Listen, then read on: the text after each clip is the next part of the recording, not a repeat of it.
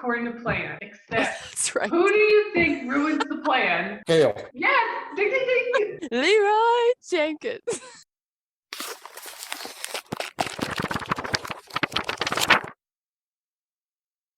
Well, we finally finished this Glass series. Oh boy. Oh boy. Someone gonna tell him. The series about Glass is finally done. We have 3 more books after this one. What book are we on then? Queen of Shadows by Sarah J. Maas. Where the book- bookends? Yeah, the in-depth book review you never asked for. What's my name? His name's Clayton.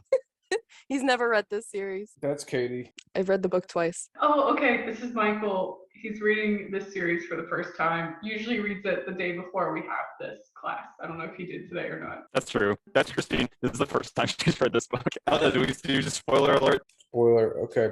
Spoiler. It's coming up. So the first major plot point is they're trying to break Adian out of the king's prison. The second is we are going to kill Arabin Third is to bring magic back. and then kill the king. Well, save Dorian, I guess. Adore Dorian. And then Dorian there's- was like cool and everyone really liked him.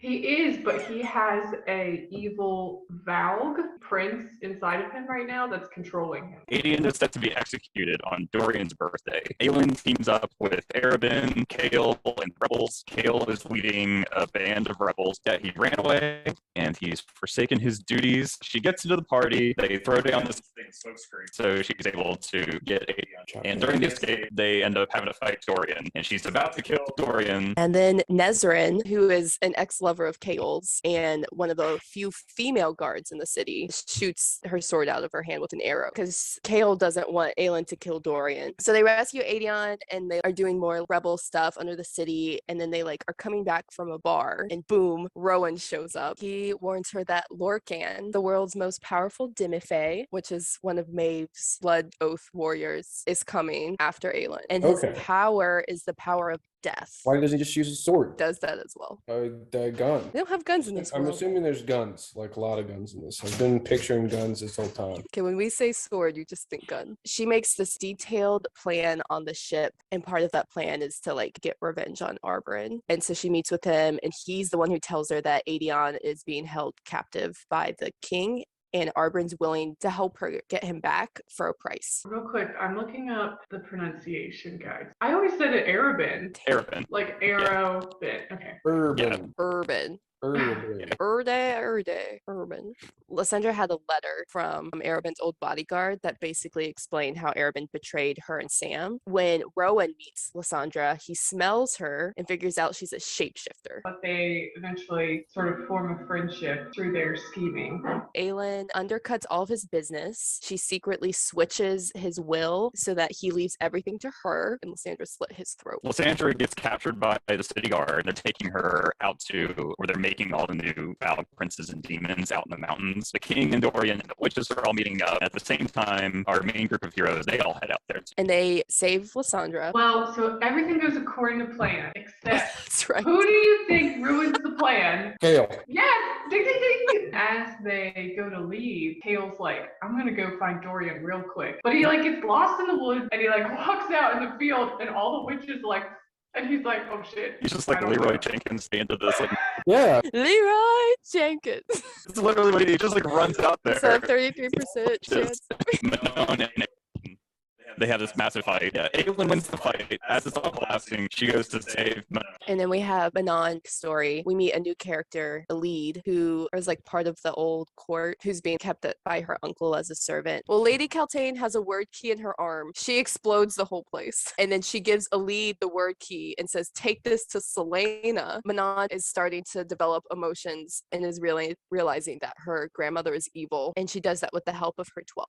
Aelin and Kale, their plan is they're gonna walk into the castle, just through the front door. And Aelin is gonna pretend to be Selena, and she's gonna bring in Kale because he's a rebel now, as a prize to the king. This way, it gives her a meeting with the king in Dorian. So while that's happening, Rowan and Adon, they're gonna blow up the clock tower, and that's how magic is gonna be released. How is the king not going to be suspicious of this? Yeah, the king figures it out instantly. Basically, Kale sacrifices himself so that Aelin can run and Dorian can follow her. And her part in the plan is to free Dorian. And then Kale's supposed to like hold off the king, which doesn't work. He instantly gets thrown against a wall and is paralyzed.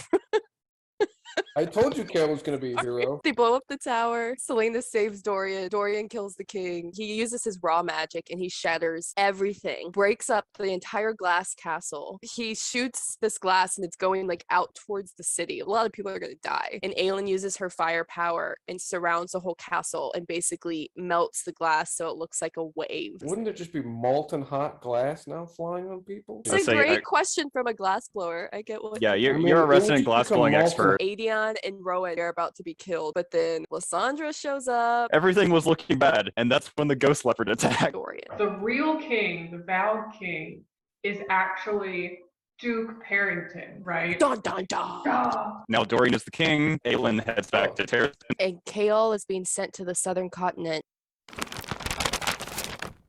Overall impression, Katie, you start us off. Give it a 4.5. I like the characters. I like how smart Aelin is. It's very like strategic book. Kale gets really injured, so that's great. And Rowan is just, oh my god, he's Rowan. So I give it a 4.5. Yeah. There's a lot of really badass characters in this book. And characters that you saw earlier that just have like way more character development, and they surprised you in the best way. Really loved everything about it, except where is the spice? This is a 4 out of 5 book. Selena is super smart in this book. Every single scene, every interaction she has feels like a whole like Ocean's movie. It's really great. her name is Aelin. That's right. Aelin, Ash River, Galathnosis. What's everyone's favorite magic powers? Shadowfire. I know, right? That's Call what I time was thinking. Then I want Dorian's. He just has raw magic. He has all the goods. I take shapeshifter. Doesn't- I just be like 2 inches taller. I would take Kale's ability to just always mess up. With a demon army on the horizon, let's go to Katie for this book's weather report. Thanks, Michael. I will read a quote. 30 minutes later, Rowan was still staring up at the ceiling, teeth gritted, as he calmed the roaring in his veins that was steadily shredding through his self-roll. That goddamn nightgown. Shit. He was in such deep, unending shit. Let's go to our field reporter. There's a lot of angst. There's always a lot of angst. They've already talked about what they want to do to each other, but they're like, we should wait until the next book. Let's get to what everyone's been waiting for. This presentation, do demons brush their teeth? Analyzing body snatcher downtime activities. We're going to be talking about the Valg. So what do these things even do? Well, they like to take over people's bodies. They like to watch people in pain, as we saw in the book.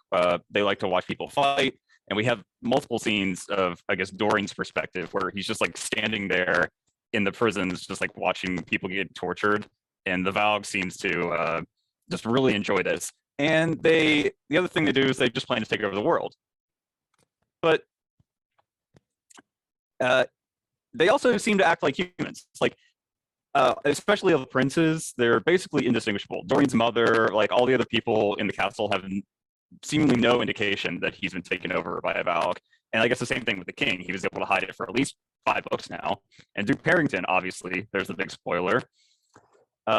The only thing that really seems to give them away is like some of the Fae, like Rowan or Selena, are able to pick them up, like very imperceptible smells.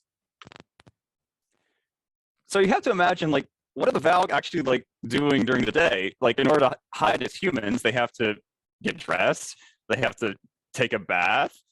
Presumably, they're like eating meals as humans. Do they go and like do the regular jobs during the day? Like, I guess this is happening because, I mean, they're not just demons like rolling around in the mud. They're like trying to look like normal humans, supposedly. But then here's some weird things that like maybe you wouldn't see in like the HBO or the Netflix version of this show. Like, are they sitting there washing their hands? Are they like doing their makeup, like doing their hair and stuff? Do they like do demons clean their ears when they're taking over the human hosts? It really, I guess it's equivalent to car maintenance for demons. It's taking care of your human skin suit. Do you normally clean your nose? What does cleaning your nose entail? Like blow your nose. No, that's kind of a thing. Like, do human hosts of demons get sick? Like, do they like catch like the flu? Who knows? Anyways, so they show all these soldiers in the book, and they're just like, presumably they all have families. Like, do they go home? Do they take care of their family? Like, do they cook a meal? Do they sit down, like read a book in the evening? Who knows?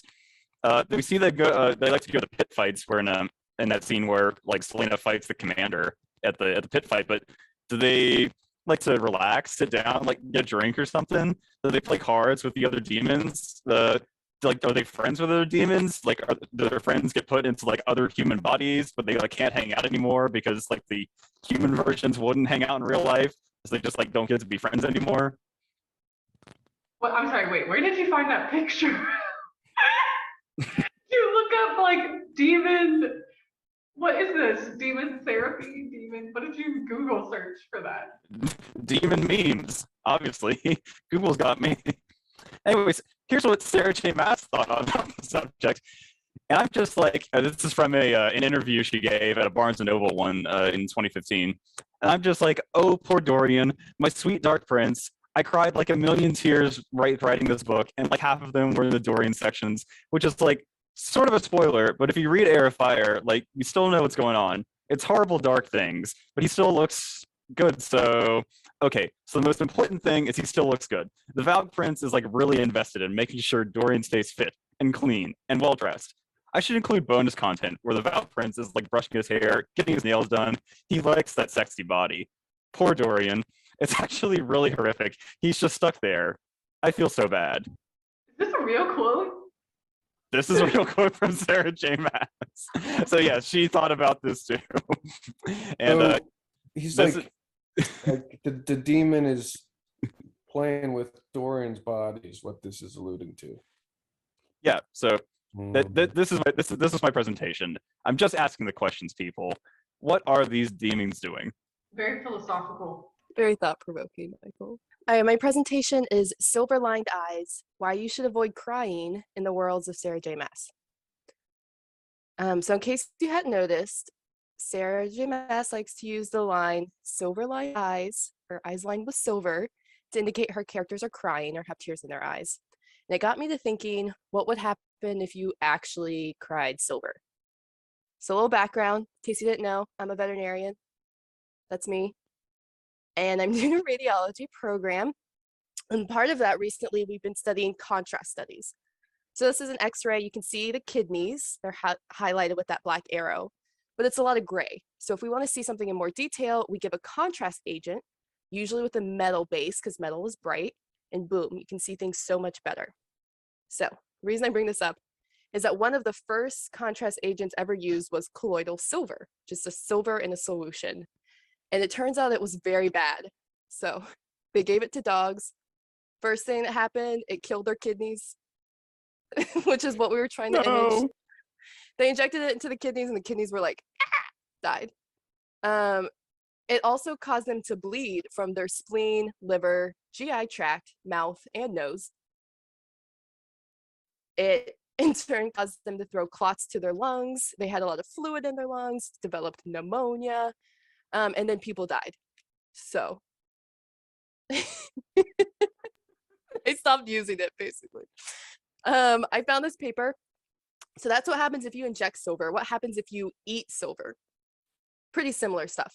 So first you get weight loss, delayed weight gain, slow growth. You get argyria, which is that bluish tint to your skin. You can have an allergic reaction. Damages your GI tract. You can have it stain your GI tract, kills your liver, causes biliary hyperplasia. We already said kills your kidneys. And then it can cause neuro effects. So it can cause seizures, can alter your neurotransmitter levels like dopamine. All right, what happens if you breathe in silver? Well, it can cause acute lung failure. You can get lung emphysema and lung scarring. And it can also affect your heart, causes what's called left ventricular hypertrophy, which means the muscle around that left ventricle gets really thick and it can't pump blood as well. So then you don't have oxygen. And then what happens if you get silver in your eyes, which would probably happen if you're crying silver? Well, it can cause argyrosis, which is blue staining to the eye. And humans have reported that it's irritating to get silver in your eye. You can get dry eye, you can get corneal damage or ulcerations. So this is a warning. I am about to show you in detail what this looks like. But if you're squeamish, then maybe don't look. Okay, step one, you're crying. Silver is coming out of your eyes. It's gonna look like this. You're gonna have you have this nice blue purple staining to the mucous membranes on your eyes. You'll get dry eye, and then over here on the right we see what a corneal ulcer can look like. Gnarly stuff. Next, as you're crying, those tears are going to get onto your skin, and you're going to get what we call argyria, or that blue tint to your skin. This man is real. This man used silver in a lot of his home remedies, and now he's just forever blue. Side note, argyria isn't actually like, it doesn't do anything to you. It's not harmful. You just look blue. Is Okay, there no way to next. safely do that? I mean, that guy was, I guess he was okay other than being blue. There's no guarantee you will have all of these effects, but they are all possible. Okay, so next, you're crying. Some of those tears go in the back of your throat. You swallow them down. This is where the bad stuff happens. It's some staining to your GI tract. Your GI tract is just like dying, and you have blood coming out everywhere. Kidneys die, your heart gets thick, and you get bleeding in your liver. These are all just terrible things. Okay, next, you're crying. Some of those tears become aerosolized. They form little droplets. And as you're sobbing, you breathe it in. And that's when we get this lovely fibrosis and emphysema to the lungs. Here in the bottom left, we see acute edema, which is just like a bunch of fluid in your lungs. So hard to breathe through fluid. And then lastly, you could die. You just be dead. Yeah, so thanks for listening. Any questions on what happens if you were to cry silver? That's troubling. I feel I like don't you think should. Sarah J. Maas knows this. You need to I maybe don't send think she this did to her her. research on this. So I put together a little yearbook for our Queen of Shadows book, and now that we're, I hope, graduating from YA, young adult, to new adult, so this is like our seniors are the characters in Queen of Shadows. Cute. So our favorite activities of the Queen of Shadows book. So we've got wyvern riding. Is that how you pronounce that? Sure. Wyvern. Word mark club. Those are always the important extracurricular activity we have here. Hand-to-hand combat, of course, and scheming bowl, kind of like quiz bowl, but lots of scheming going on. So those are classmates' favorite activities. We have senior portraits and senior quotes. So we have Aelin, let's go rattle the stars. Rowan, to whatever ends. So these may or may not be quotes that they actually had in the book. You'll see as we go along some of the other quotes. But she was Fury for Lysandra. She was Fury, also furry. Added that one in. She was Wrath. She was Vengeance. And I just love the fan art too. It's so good. Yeah, it is. Manon or Manon, her quote that she chose for the year. They say the Grinch's small heart grew through 3 sizes that day. So that was appropriate for this book. Adion, shake and bake. I don't know why, it just seems like a quote that he would have picked. He's just really into Talladega Nights. My favorite quote, one of my favorite quotes from the book, for Kale, I was a fool, when he actually realized that he was indeed a fool.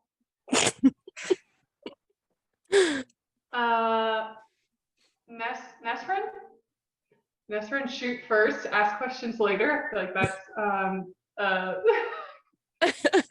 quote that she lives by. Dorian, hello witchling, when he was he finally was able to get out of the Volk prince and kind of flirt with Manon. That's totally the senior picture he'd pick for himself. Yeah. So dramatic. Like you get taken over by a Vogue for like 9 months. Like, oh wow, okay. He's gonna make it sexy. Yeah. We did it. And Elide, I think is how you pronounce her name. My blood runs blue, sorta. She claims that she is a Blackbeak to kind of join the clan that they have, even though she's still mostly human. She does have Blackbeak blood in her. And of course, we have our class pet. Oh, Look how cute he is. Braxos. He loves the flowers. His wings are all patched up. So cute. We have some senior superlatives. We have most dependable, Nesrin. Most likely to have a reality TV show, Aelin. Best bromance. We've got Dorian and Kale. A close second with Adion and Rowan. Biggest night owl, or hawk in this case, Rowan. Biggest prankster. Biggest prankster. Calvin. Surprise. Surprise, human poisoned. Surprise, the mountain blew up.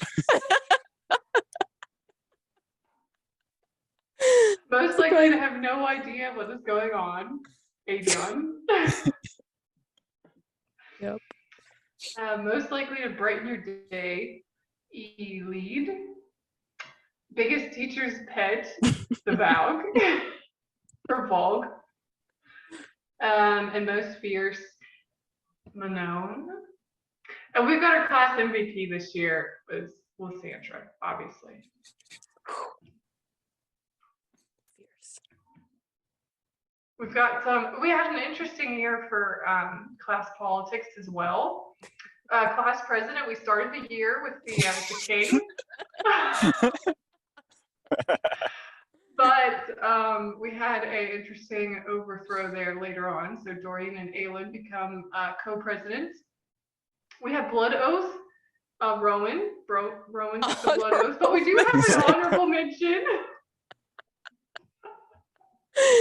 Oh. Let me move my. Here we go. Treasurer was Arabin for a little bit, but we also had an instance there where he had to step down from his role. So Aelin took over as treasurer. She's really doing a lot this year. We've got the wing leader, Manon. I always say Manon for some reason. We have captain of the guard, Nesrin. Woo woo. And board of advisors this year, quite a few people.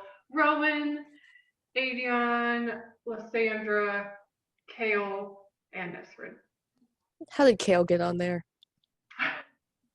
Typo. He didn't make any of the other, Yeah. so he kind of had to default to board of advisors. So good luck to our seniors as they move on to the new adult world. Da, da, da, da. And that's all I got. That was so That was cute. awesome.